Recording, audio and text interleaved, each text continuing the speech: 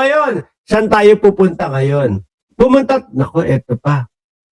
Mabigat din ho itong balita na ito, mga kababayan, na re-reaksyonan natin.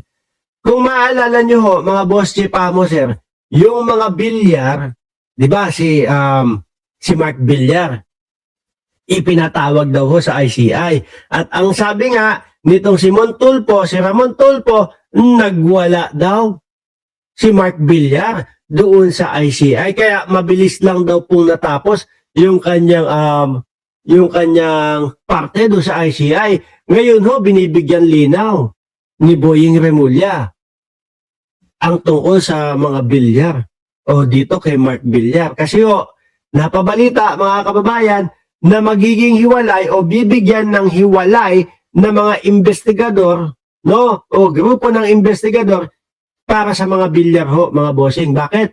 Siguro pagkalaki-laki talaga ng anomalya versus sa kanila. O, pakinggan ho natin si Ombudsman Remulla, mga kababayan. Bakit daw po? Kasi hindi siya nakahanap ng ganun ka-massive. Ay, sandali. Ano pala ito? Kay Christian Esguerra. Kung gusto niyo pong mapanood itong interview ni Ombudsman Boying Remulla, pwede niyo pong puntahan doon sa channel ni Christian Esguerra. Boss, pahiram ng video ninyo. Reaction na namin. Kung gusto niyo pong mapanood ng walang putol, hanapin niyo lang po yung Christian Esguerra na YouTube channel. O, game. Ombudsman Boying, pasok! Bakit daw po? Kasi hindi siya nakahanap ng ganun ka-massive na gawain na related to graft and corruption. The most massive that she has ever seen. Yun ang sabi niya sa akin. Can you elaborate on the nature of that? Yung massive corruption na nakita niya. Ayan, facts first. Ayun, sabi, willing to listen. Facts first yun, Mark. Oo, ginawa ko ng palaka, inihaw. Sino yung Bencio? Tuloy. Yung may mga roads kasing ginawa talaga to benefit their properties. Aha. May mga riverwall na ginawa to benefit their properties. Yung mga roads na ginawa from their one property to the other. Paliwanag ko, explain ko ng maigi yan, mga kababayan. Like example, ang nakikita ko, di ba, ang negosyo ng mga bilyar ho, mga kababayan. Lupa, bahay at lupa. Pagbebenta ng mga bahay at lupa. Di ba? Ito para lang ho ito mga bossing, example lang po na posibleng ganito yung ginawa nila. No? Hindi ko tinutukoy o hindi ko sinasabing mismong ginawa ho nila. Ito yung posibleng ginawa nila. Bumili ng isang bundok. No? Yung kalagitnaan ng bundok na alam mo na napakahirap at imposibleng mapasok ng mga taong gustong manirahan doon. Di ba? Bibilin ho nila yan. Sasabihin doon sa kusino man na may rights na, bilhin na namin dyan. Total, wala naman talaga ito. Imposible naman ganito, ganyan. Bilhin na namin yan. Magkano? O, imbis na 100 piso na lang kada square meters. O, sige, nagkabentahan. So, nasa liblib yung bundok ko, kababayan. Ngayon, si Mark Villar, nasa DPWH as a secretary, mga boss chief sir. Siyempre, nandyan po yung gawaan ng kalsada, sila po yung mga nangangasiwa ng mga ganyan mga proyekto, no? Bigla ngayon, magkakaroon ng proyekto na, ito, no, from road, kumbaga papalabasin, ito, bibigyan natin ang daan, yung ganito, para maging shortcut, tapos padadaanin doon sa nabili nilang kalupaan. Padadaanin doon sa gusto nilang gawing house and lot, tapos ibebenta sa mamamayang Pilipino. O di yung pala ang pinakapakay para doon sa road na yun, hindi yung talagang para sa mamamayang Pilipino. Ganun ang isa sa posibleng gawin, mga bossing. Di ba? Mga talagang yung original na paratang pa ni Lito Banayo nila Ping Lacson noong 2010. Yun pa rin. Napatunayan dito, tuloy-tuloy pala yan, hindi pala tumigil. Okay. Basically, ito po yan, di ba? Ginagamit yung government funds, government budget, government money, resources to build roads. Ayan, di ba? Tama yung sinasabi natin, mga kababayan. If you build your road, papunta para madaanan. So ngayon, syempre, binili nila 200 per square meter. Example lang binili 200 square meter, patatayuan ng mga bahay, ide-develop nila pag binenta na sa mga kapwa natin Pilipino. Wala. 15,000 per square meter.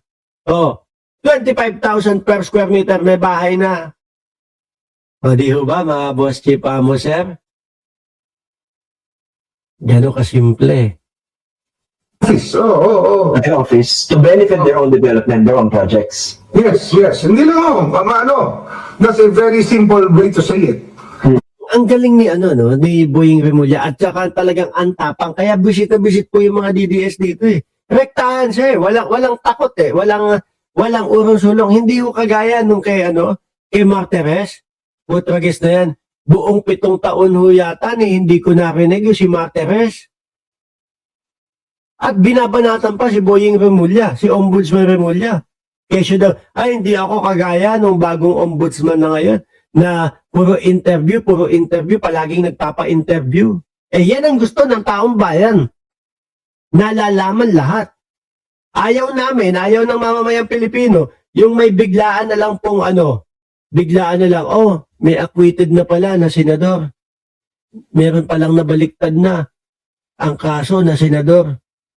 Tungkol doon sa pidap-pidap. Ayaw namin ng ganun. Ayaw namin nung nasusurprise. Gusto namin na ipaparating sa amin kung ano talaga yung mga nangyayari. Di ho ba, mga bossing? Wala. Si Martires, anak ng putik na, suportang-suporta pa yung mga DDS. Sasabihin, binabanatan nila si Martires kasi appointed ni dating Pangulong Duterte. Biruin mo, pagkaupo, ano ginawa? Pinahirapan ang mamamayang Pilipino para makita ng taong bayan yung mga salin ng mga nakaupong mga politiko. Proud pa kayo nun, mga DDS? Pakahiya kayo, No? It's more complicated than that.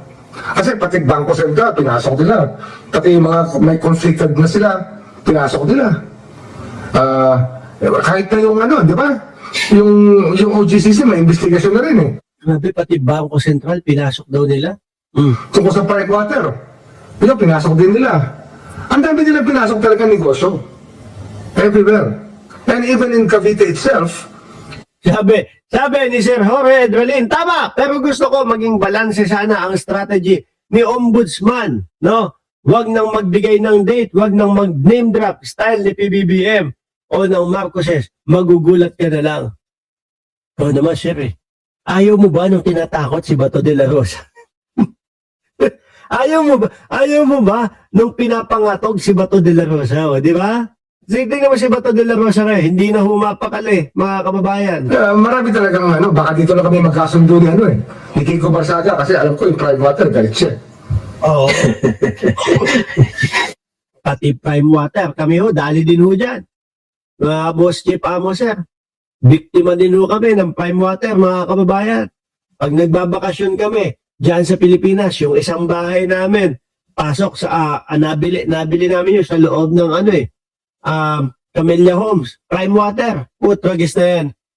Gigisingin ako nung kapitbahay ko, alas 5 ng madaling araw, para sasabihin sa akin, Mark, magigib ka na. Sabi ko, bakit? Anong magigib? Meron naman kaming tubig.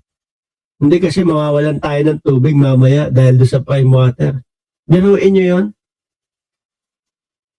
Siguro, sa sobrang pagiging gahaman, kahit po yung hindi na nila kayang patakbuhin, pipilitin pa po na patakbuhin o pipilitin nila na mapasok pa din sa kanila yung mga kikitain ng ganun. Angit naman di ba? Nasobrahan na, bilyon-bilyon na di ba, prime water, primera, magnanakaw, sabi ni Lito Martinez.